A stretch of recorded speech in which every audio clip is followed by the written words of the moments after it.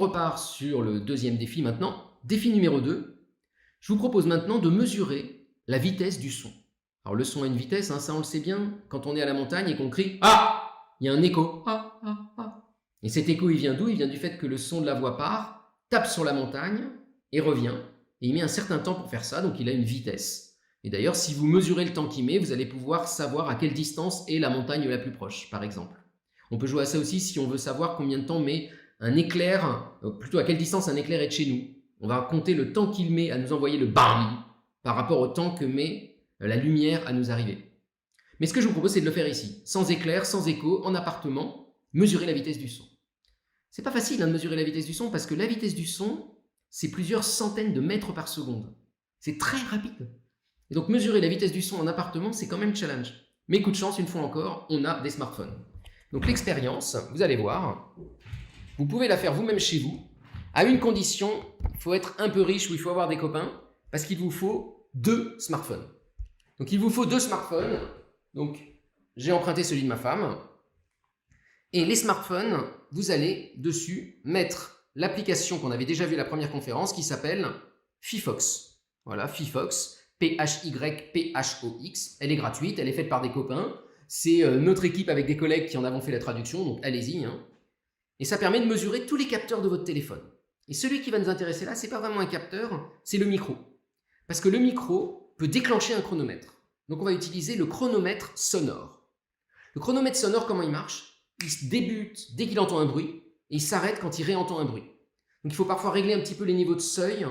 Moi je l'ai réglé à 0,3 le seuil, et le délai minimum à 0,1. Bon, essayez chez vous si ça marche. Et vous faites ça sur 2 téléphones. Hop. On prend le deuxième téléphone et vous allez séparer les téléphones à 2 bouts d'une table. Donc je mets un premier téléphone ici, que je lance sur Phyphox, d'accord, et que je mets à un bout de la table.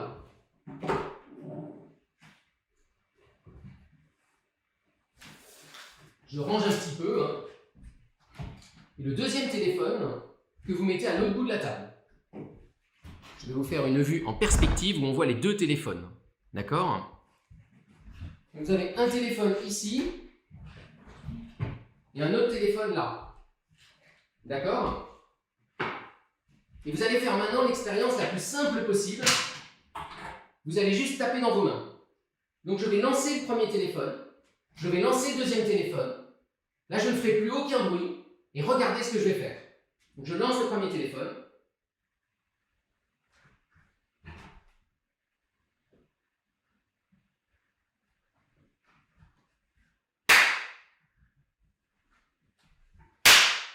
Et c'est tout. Donc très concrètement, j'ai juste tapé dans mes mains à 2 reprises. Une fois près du premier téléphone, il est là. Et une deuxième fois près du deuxième téléphone, il est là. Et maintenant, vous allez regarder ce que vous disent vos téléphones. Et vous allez voir qu'ils ne vous donnent pas exactement le même temps. Ils ne vous donnent pas le même temps entre les 2 tapes. Celui-là me donne 2,967 et celui-là me donne un petit peu moins. Il me donne 10 millisecondes de moins. Alors pourquoi? Pourquoi est-ce qu'il ne montre pas le même temps? Alors là, je vous ai fait une petite maquette pour que vous compreniez en direct. Alors vous allez voir, elle est vraiment pourrie ma maquette, comme d'hab. On va regarder ce qui se passe au niveau du premier téléphone, au moment où on tape dans les mains. Donc il est là mon téléphone et je tape dans les mains. Paf! Et donc ce qui se passe à ce moment-là, c'est qu'il déclenche son chronomètre. On va dire qu'il le déclenche à un temps T1. Hop! On est à T1 à ce moment-là. Paf! Et le son maintenant voyage. Le son se propage. Il voyage dans la pièce jusqu'au deuxième téléphone. Et le voilà arrivé au deuxième téléphone. Et le deuxième téléphone reçoit ce BAM. Vous avez vu qu'il l'a reçu un peu plus tard. Combien de temps il le reçoit plus tard? Eh bien c'est facile. Il le reçoit au bout du temps de départ, plus le temps que ça a mis à traverser la table. Et ce temps que ça a mis à traverser la table, c'est la taille de la table, je vais appeler ça D, sur la vitesse à laquelle ça a été. V. D'accord? Parce que la vitesse, c'est une distance sur un temps. Donc la distance sur une vitesse, c'est un temps. Donc ça arrive un peu plus tard. Ok. Et maintenant, je fais un deuxième bam. Hop. Deuxième bam, en retapant une deuxième fois des mains. Et ça a lieu à un deuxième temps, un peu plus tard, que je vais appeler T2. D'accord? Et c'est reparti. Le bam repart dans l'autre sens. Donc il va... Oh là là, j'essaie de le faire en direct là, mais c'est vraiment pourri. Et il retourne à mon premier téléphone. Donc il arrive un peu plus tard que T2. Même histoire, hein, maintenant il arrive à T2 plus la distance que ça a mis à le parcourir sur la vitesse. Ok? Donc ce téléphone-là, lui, il a mesuré au début le premier tape ici et le deuxième tape là. Il s'est écoulé entre les deux un temps qui vaut, je fais ça moins ça, donc c'est juste T2 plus D sur V moins T1. Ça, c'est le temps qui s'est passé entre les deux bams au niveau de ce téléphone. Je fais exactement la même chose là-bas. Je ramène mon papier, ça sera plus simple. Lui, le temps qui s'est écoulé, c'est T2 moins T1 moins D sur V. Regardez bien les deux, ils ne sont pas pareils. Lui, moins de temps s'est écoulé que lui. D'accord? Pourquoi? C'est parce qu'à chaque fois, l'explosion, le tape de mes mains a dû franchir les tables. Et donc si je compare les deux, je vais ressortir là mon super tableau noir portatif, que vous aviez apprécié déjà la première fois. Planche à repasser. Eh bien, si je compare les deux temps, vous voyez que la différence entre les deux, la différence, c'est égal à 2 fois D sur V. V, c'est la vitesse du son. D, c'est la taille de ma table. Ça, c'est la différence entre mes deux chronomètres. Autrement dit, si je cherche la vitesse du son, je fais à l'envers. V égale 2D sur delta T.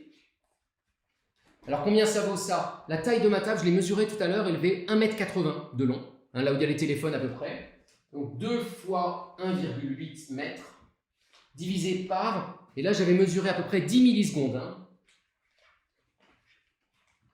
Je calcule. Donc, je prends ma calculatrice, excusez-moi, et je regarde en direct. C'est 2 fois 1,8 sur 0,01. Je trouve 360 mètres par seconde. C'est incroyable, c'est trop beau. J'y crois pas du tout tellement c'est propre. Mais c'est le bon ordre de grandeur. Il faut savoir que la vitesse du son dans l'air chez vous, ça dépend de la température de la pièce. Mais en gros, c'est entre 330 et 360 mètres par seconde. Et donc, c'est incroyablement précis. Alors, attention, je suis sûr que si j'avais refait la mesure ensuite, j'aurais peut-être trouvé 11 millisecondes ou 9 millisecondes. C'est pas si précis que ça. Je crois que j'ai eu de la chance. Et donc, si je voulais faire une vraie mesure en physique, il faudrait que je la fasse plusieurs fois, que j'en fasse la moyenne et que je vois finalement ce que je trouve. Alors, pourquoi je pense que c'est pas aussi bon que ça en a l'air? C'est parce que ma table n'est pas très grande. Et donc, j'ai beaucoup d'incertitudes sur le temps, parce que le temps est très court. 10 millisecondes, c'est pas beaucoup pour un téléphone portable. Donc, il aurait fallu que je fasse l'expérience, par exemple, au deux bouts d'un jardin, mais vu que je suis coincé en appartement et que ça, c'est ma pièce la plus grande, je pouvais pas faire mieux. Voilà. Donc, j'ai réussi à mesurer la vitesse du son en direct. Alors, on peut se demander, qu'est-ce que c'est que cette vitesse du son? Pourquoi le son a une vitesse? Comment il se balade, le son? Qu'est-ce qui se passe quand le son avance? En fait, ce qui se passe quand le son avance, c'est la chose suivante. Regardez, quand je fais ça, je fais taper les molécules qui sont dans l'air autour de moi. Là, c'est pas vide autour de moi, il y a des molécules partout. Et elles se compriment. Et juste après, elles vont comprimer celles d'à côté, qui vont comprimer celles d'à côté, et ainsi de suite. Il y a une onde de compression, donc chacun pousse le suivant. Et c'est ça qui va faire avancer le son dans toutes les directions. Et cette onde de compression avance à 330 mètres par seconde.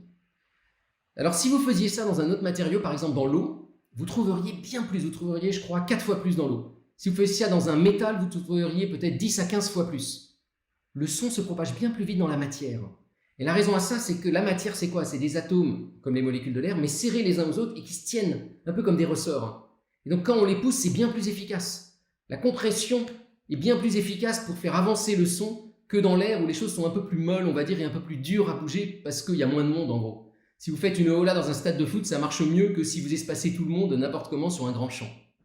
Donc voilà, on a vu en direct comment le son se propage et comment on peut mesurer cette propagation. Donc ça, c'était mon deuxième défi. Alors, comme toujours, si on fait la comparaison avec ce qui se fait dans les labos. Alors dans les labos, il se fait plein de choses sur l'acoustique, hein, des expériences très très belles de retournement du temps, des expériences de métamatériaux, etc.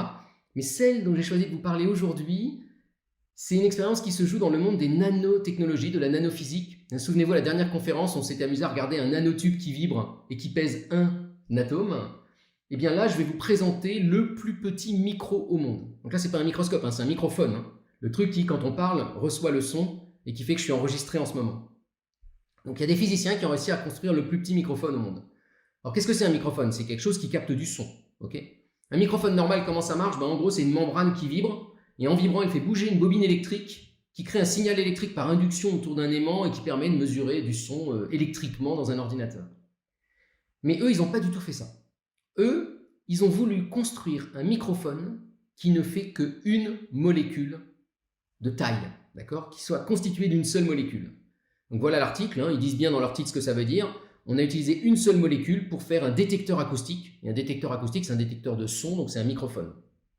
Alors comment ça marche? Là, je vous ai fait une maquette, hein, bien sûr, hein, comme d'hab. Vous allez voir que je ne recule devant rien sur la qualité de mes maquettes. Celle-là, elle est encore pire, je pense, que les précédentes. Alors, voilà ma maquette. Ouais, je suis pas très fier. Hein.